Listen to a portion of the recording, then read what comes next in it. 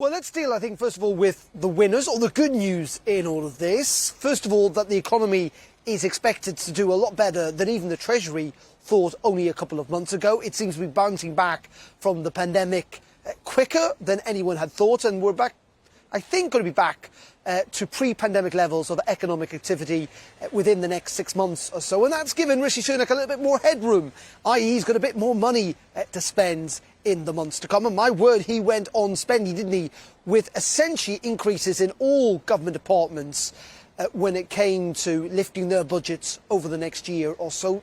Obviously on some significant levels for health, education and transport. Clearly that was also that announcement on universal credit as well, which will help over 2 million people who rely on universal credit but are in work.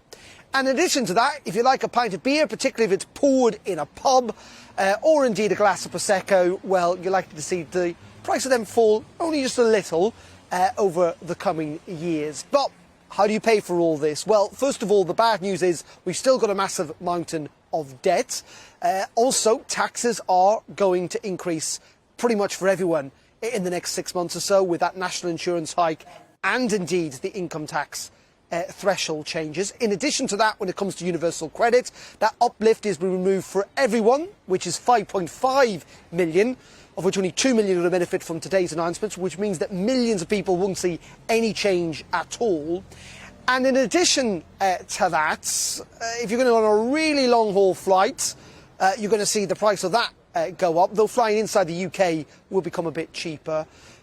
But overall, it's this word inflation that the government cannot get away from, Michelle. The expectation is it could well hit 4-5% into 2022, and that essentially means all that spending increase, not all of it, but some of it's going to get eaten up by inflation. It means that the cost of living for you and I and everyone else goes up. We know energy prices, for example, are a big driver of that, but not just that.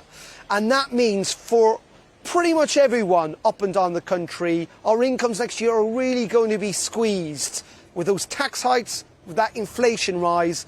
Disposable household income is expected to remain pretty stagnant, actually, not just next year, but for years and years to come. So in the end, even though this Chancellor argues it's about balancing the books, it's about investing in some key public sectors, for most of us, I don't think we're going to feel an awful lot better off, certainly into next year and maybe well beyond that.